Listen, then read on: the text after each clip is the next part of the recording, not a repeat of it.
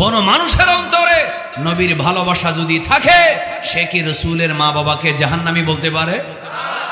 সূরা শুআরা 219 নম্বর আয়াত থেকে মুফাসসিরিনে কেরাম বলে, ওয়া তাকাল্লুবাকা ফিস সাজিদিন, মানে হলো নবীর বাবা মা মূর্তি পূজারী ছিলেন না, আল্লাহকে সিজদাকারী ছিলেন। তিরমিজি শরীফের 3532 নম্বর হাদিস, রাসূল করিম সাল্লাল্লাহু আলাইহি ওয়াসাল্লাম একদিন মিম্বরের উপরে দাঁড়ালেন। মিম্বরে দাঁড়িয়ে বললেন, মান আনা, এ আমার সাহাবীরা, আমি কে? আমার নবী জিজ্ঞেস করছেন, আমি কে, আমার পরিচয় তোমরা বলো। তখন সাহাবে কেরাম বললেন, আনতা রাসূলুল্লাহ, বলেন না সাল্লাল্লাহু, ইয়া রাসূলুল্লাহ, আপনি আল্লাহর রাসূল, আলাইকা সালাম, আপনার উপরে আল্লাহর রহমত শান্তি বর্ষিত হোক। রাসূল করিম সাল্লাল্লাহু আলাইহি ওয়াসাল্লাম বললেন, আনা মুহাম্মদ ইবনু আব্দুল্লাহ ইবনে আব্দুল মুত্তালিব।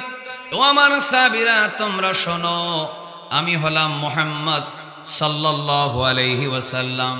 আমার বাবার নাম আব্দুল্লাহ, আমার দাদার নাম হলো আব্দুল মুত্তালিব। বলি মারহাবা। এই কথা বলার পরে রাসূল করিম সাল্লাল্লাহু আলাইহি ওয়াসাল্লাম বললেন, ইন্নাল্লাহ তাআলা খালাকাল খালকা, আল্লাহ যখন এই দুনিয়া সৃষ্টি করলেন, সৃষ্টি করার পরে আমি নবীর নূরকে, আমাকে আল্লাহ কোথায়, কিভাবে, কাদের ভিতরে পাঠাবেন, আল্লাহ আসমান বানালেন, জমিন বানালেন, হাজারো কোটি শত কোটি তারকা বানালেন, চাঁদ বানালেন, প্রাণীকুল বানালেন, সাগরের প্রাণী, স্থলভাগের প্রাণী, জলজ প্রাণী বানালেন, জিন বানালেন, আসমানের ফেরেশতা বানালেন, মানুষ বানালেন, সব কিছু বানানোর পরে ফাজআলানি ফি খাইরিহিম ফিরকাতান, আল্লাহ সব সময় আমাকে উত্তম দলের ভিতরে রেখেছেন। এরপর আমার ভাইরা শুনুন, রাসূল করিম সাল্লাল্লাহু আলাইহি ওয়াসাল্লাম বলেন, সুম্মা জাআলাহুম ফিরকাতাইন, যখন আল্লাহ তাআলা এই দুনিয়ার সমস্ত সৃষ্টিকে দুইটা দলে ভাগ করলেন, ফাজআলানি ফি খাইরিহিম ফিরকা, আল্লাহ রাব্বুল আলামিন সারা পৃথিবীর সমস্ত সৃষ্টির মধ্যে উত্তম দলের মধ্যে আমাকে রাখলেন। এরপরে আমার নবীজি সাল্লাল্লাহু আলাইহি ওয়াসাল্লাম বড় চমৎকার করে বলেন, সুম্মা জাআলাহুম কাবাইল, এরপর আল্লাহ রাব্বুল আলামিন মানুষকে অনেক কাবিলা, অনেক গোত্র বানালেন। ফাজআলানি ফি খাইরিহিম কাবিলাতান, সব গোত্রের মধ্যে শ্রেষ্ঠ গোত্র, এর মধ্যে আল্লাহ রাব্বুল আলামিন আমাকে পাঠালেন। সুম্মা জাআলাহুম বুয়ুতা, আল্লাহ তাআলা অনেকগুলা ঘর তৈরি করলেন। ফাজআলানি ফি খাইরিহিম বাইতা, আল্লাহ তাআলা শ্রেষ্ঠ ঘরে আমি রাসূলকে পাঠালেন। ওয়া ফি খাইরিহিম নাসাবা, এবং শ্রেষ্ঠ বংশে আমি রাসূল করিম সাল্লাল্লাহু আলাইহি ওয়াসাল্লামকে পাঠিয়েছে। একটু মহব্বতের আওয়াজে বলি মারহাবা।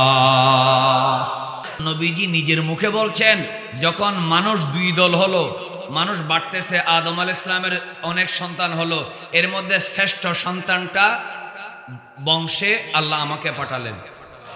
এই মানুষগুলো আবার দুইটা গোত্র হলো, এই দুইটা গোত্রের মধ্যে যেটা সবচেয়ে উত্তম, সেই গোত্রে আল্লাহ পাক আমার নূরকে আল্লাহ ট্রান্সফার করলেন।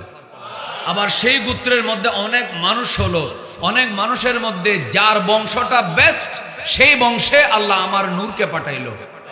আবার অনেকগুলা ঘর হলো, এই ঘরের মধ্যে যেই ব্যক্তিটা সবচেয়ে উত্তম, তার বংশেই আল্লাহ পাক আমি রাসূলকে পাঠিয়েছেন।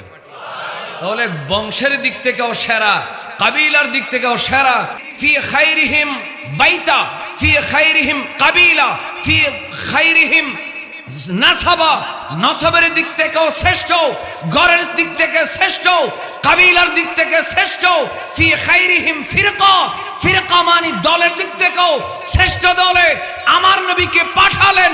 তাহলে বুঝা গেল আমার আল্লাহ, আমার নবী নিজেই যেহেতু ওনার বংশ, ওনার পরিবার, ওনার দল, ওনার গোত্র নিজেই যেহেতু সেরা বলেছে, তাহলে নবীর বংশ, নবীর মা, নবীর বাবা, নবীর দাদা কখনো মূর্তি পূজারী বেঈমান জাহান্নামী হতে পারে না। অবশ্যই এক আল্লাহ মানে, এবং তারা অবশ্যই জান্নাতি। একটু জোরে বলবেন না সুবহানাল্লাহ। নামাজ যেমন পড়তে হবে, জিকির যেমন করতে হবে, দরুদ শরীফ যেমন পড়তে হবে, রাসূলকেও চিনতে হবে। নবীর আদব না থাকলে আপনার নামাজ রোজা কোনো কাজে আসবে? আদব এর কারণে মানুষ বেহেশতে যাবে, বেয়াদবির কারণে মানুষ জাহান্নামে যাবে।